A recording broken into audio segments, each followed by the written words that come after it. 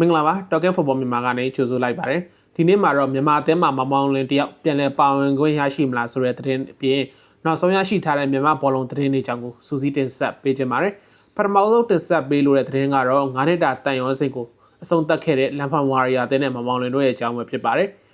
ထိုင်းလီဝန်ကလပ်လန်ဖန်ဝါရီယာအသင်းကတော့သူတို့ရဲ့ကစားသမားတအုပ်ဖြစ်တဲ့မမောင်လင်းနဲ့လန်ခွဲလိုက်ပြီးဖြစ်တယ်လို့ပြီးခဲ့တဲ့ရက်ပိုင်းကလန်ဖန်ဝါရီယာအသင်းကသူတို့ရဲ့လူမှုကွန်ရက်စာမျက်နှာပေါ်မှာတရားဝင်ထုတ်ပြန်ကြေညာခဲ့ပါတယ်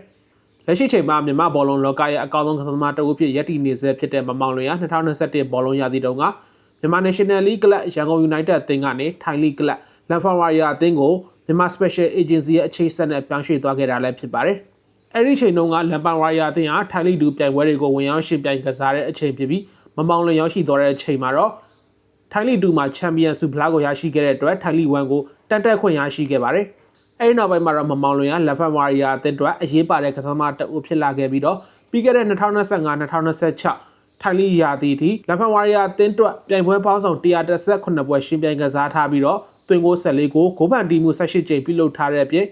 အောင်မြင်မှုအနေနဲ့ထိုင်းလီဒူချန်ပီယံဆုဖလားကိုတစ်ကြိမ်ရရှိခဲ့မှုပါတယ်။လက်ရှိချိန်မှာတော့လန်ဖန်ဝါရီယာအသင်းကမမောင်လွင်ကိုလမ်းခွဲလိုက်ပြီးဖြစ်တာကြောင့်မမောင်လွင်အနေနဲ့နောက်လာမယ့်ရာသီမှာမြန်မာ National League ကလပ်အသင်းတွေမှာပဲသူ့ကိုပြန်လည်တွေ့မြင်ရမလားဒါမှမဟုတ်ထိုင်းလီကလပ်အသင်းတစ်သင်းမှာသူ့ကိုတွေ့ရှိရမလားဆိုတာကတော့မြန်မာဘောလုံးချစ်ပရိသတ်တွေနဲ့တူစောင့်မျှော်ကြည့်ရှုသွားရမှာလည်းဖြစ်ပါတယ်။နောက်ထပ်တင်ဆက်ပေးလိုတာကတော့မြန်မာအသင်းရဲ့လူစင်းမှာမမောင်လွင်တယောက်ပြန်လည်ပါဝင်ခွင့်ရရှိမလားဆိုတာနဲ့ပတ်သက်ပြီးတော့တင်ဆက်ပေးကြပါမယ်။ပြီးခဲ့တဲ့မလတွင်ကပရိသတ်နဲ့ဖြစ်ပွားခဲ့တဲ့ဖြစ်စဉ်နဲ့ပတ်သက်ပြီးမြန်မာလူရေးစင်အသင်းကနေနှုတ်ထွက်သွားခဲ့တဲ့မမောင်လွင်ကတော့လက်ရှိချိန်မှာမြန်မာအသင်းရဲ့လူစင်းမှာပြန်လည်ပါဝင်ခွင့်ရရှိဖို့အတွက်မြန်မာနိုင်ငံဘောလုံးဖွဲ့ချုပ်ရဲ့တာဝန်ရှိသူတွေကိုပြန်လည်တောင်းပန်စာပေးပို့ထားတယ်လို့သိရှိရပါတယ်။မြန်မာလူရေးစင်အသင်းရဲ့အသင်းကောင်းဆောင်ဟောင်းတကူဖြစ်တဲ့မမောင်လွင်ကပြီးခဲ့တဲ့ရာသီကကျင်းပခဲ့တဲ့မြန်မာ National League ပွဲစဉ်တစ်ပွဲမှာပွဲကစားချိန်တွင်ပရိသတ်နဲ့ခိုက်ရန်ဖြစ်ပွားခဲ့တာကြောင့်မြန်မာနိုင်ငံဘောလုံးဖွဲ့ချုပ်ကတာဝန်ရှိသူတွေအနေနဲ့မမောင်လွင်ပေါ်ပြစ်ဒဏ်ချမှတ်ခဲ့တာကြောင့်မမောင်လွင်အနေနဲ့အဲ့ဒီပြစ်ဒဏ်ချမှတ်မှုပေါ်မကျေနပ်ခဲ့တဲ့အတွက်မြန်မာလူရေးစင်အသင်းရဲ့လူစင်းကနေနှုတ်ထွက်သွားခဲ့တာဖြစ်ပြီးကစားသမားဘွားကနေအနားယူသွားခဲ့တာလည်းဖြစ်ပါတယ်။လက်ရှိချိန်မှာတော့မမောင်လွင်ကမြန်မာလူရေးစင်အသင်းမှာပါဝင်ကစားခွင့်ရရှိဖို့အတွက်မြန်မာနိုင်ငံဘောလုံးဖွဲ့ချုပ်အယူခံကော်မတီကိုမြစ်တာရက်ခန့်စာပေးပို့ထားတယ်လို့လည်းသိရှိရပါတယ်။ဒါကြောင့်ဇွန်လတွင်းကနေ